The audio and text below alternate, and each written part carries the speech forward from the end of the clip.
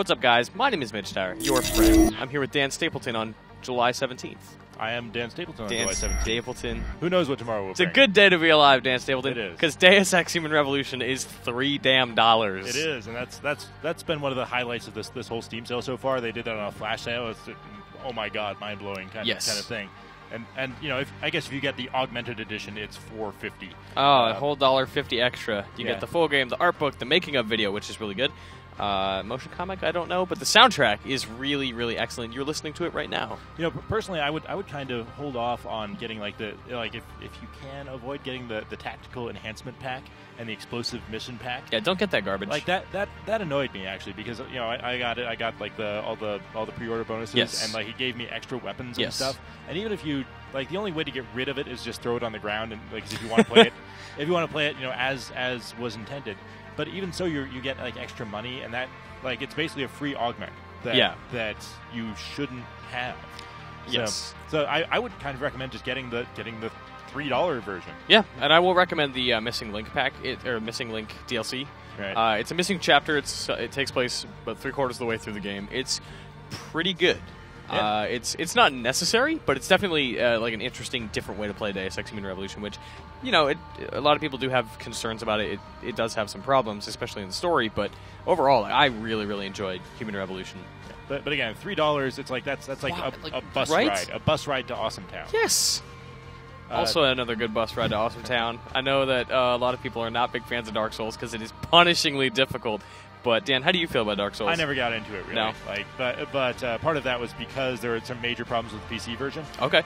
But it also uses Games for Windows Live, which I hate. But there are a number of mods right now that will fix most of what's wrong with this. Yes. So to the point where if you like a challenging action RPG, you know, $7.50 plus a little bit of mod tinkering. Yep. It's probably a good investment for you. Yeah, I really enjoyed Dark Souls. Really complex mechanics, really super skill-based swordplay. Definitely a personal favorite of the IGN staff. Can't recommend that one enough, as usual, because I love cheap games and will tell you to buy them no matter what. One of my personal favorites, if we go back. I'm going to go back. We'll come back to Evoland, because I've never played it, but it looks really interesting, so we'll come back to that. One of my personal favorites, Batman Arkham City. I'm a huge fan of those games. I did not know that about you, Dan. I love those games so much. That's because they're superb. Yeah, and personally, I play them with mouse and keyboard. I think that's really. I think it's a better way to do it because you can swing the view around much faster. I've never done that. It's much, you know, you get better situational awareness. What I did not notice is that this is the Game of the Year edition. Which comes with everything. Yep. Harley Quinn's Revenge DLC, the extra challenge maps. Yeah, it was okay, but it was definitely worth playing if you're into this sort of stuff. The challenge maps, though, I love. I've poured so many hours into those challenge maps. Yes, and I also really like playing as Robin and Nightwing, just because they're not super different, but they're different enough that it's interesting to have different kinds of gadgets. And also the skins are great. You can play as the animated series Batman. What are you doing with your life? Play this. Buy this. I want to go back to Evoland, Dan. Something I've never played, but I think looks really interesting. I've heard a bit about it. $5 for an RPG that is kind of a parody of RPGs in that it goes through the various years and evolution of Japanese RPGs. Visually different, depending on how far along you are. I think it's just a neat little idea, but I can't speak to the quality of it. But it looks interesting. Yeah, I've never played this one either, and I'm not a JRPG guy, so you're on your own there, Mitch. Yeah, that's fine. $5. I'm almost certainly going to buy that for $5 because whatever. Something actually that I think is really funny is that people on the internet have started to pick up on. If you drag this second postcard image up to another tab, it shows you what tomorrow's deal is going to be. So tomorrow we know we have Torchlight on sale. Just wanted to point that out to folks. We should also point out Grand Theft Auto 4. Absolutely, yeah. I mean, especially when you can install mods on that as well. Right. I guess our plugin is out of date. Yeah, I don't know what's going on. That worked yesterday, Mitch. It's got to be updated. Yeah. But how does the internet and then it runs anyway. But yeah. But yeah, GTA 4 for $5. Yeah. Come on, that is just a huge open world game. It actually runs decently now, and you have a reasonably modern PC. You can get the Ice Enhancer mod, which makes it look gorgeous. Huh. It's really insane. How this is actually my least favorite GTA ever. But at $5, there's definitely an audience for Grand Theft Auto. That much has been made clear, and there's a lot to offer here. And especially if you get the complete pack, which has the Ballad of Gay Tony and the other one. What's it called? Sorry, maybe that's the complete edition. Yeah, that's the complete edition. Okay, so that's $7.50. The complete pack comes with that as well as San Andreas and Vice City and episodes from Liberty City. Yeah, which has Ballad of Gay Tony and Lost and Damned, which people far and wide tend to say is better than the actual GTA 4 campaign. But I mean, for me, like even if you don't like the missions, and the missions for me are yeah, they're okay. Totally agree. Just as a sandbox to run around and blow stuff up. Right. It's like that's so much fun. Yeah, I mean, at the same price as Evoland, you're probably going to get a lot more. Yep. Anything else? I mean, I really like Tropico. Scroll down. Oh, we're scrolling down. The flash sales right now. Gunpoint is amazing. Gunpoint is one of my favorite games of this year. It's easily. Yeah, it's a really fun little puzzle game. And for $6 that it just came out. Yes. So you can forgive it for being in the massive, overly priced $6. Ugh, how dare they? But how dare they? Yeah.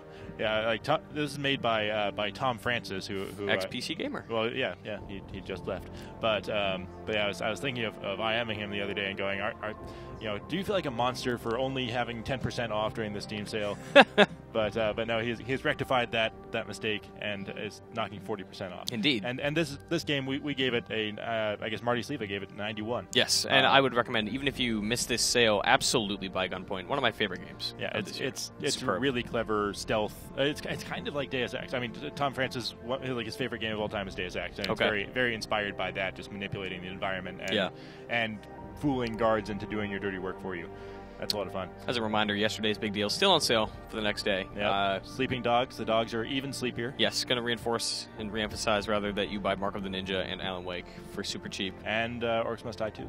Also a strong pick. Something we actually forgot yesterday, Dan. I really like Devil May Cry. The new DMC was pretty good. I was okay with it. It's a little bit bland action for me, but I mean, bland is the wrong word.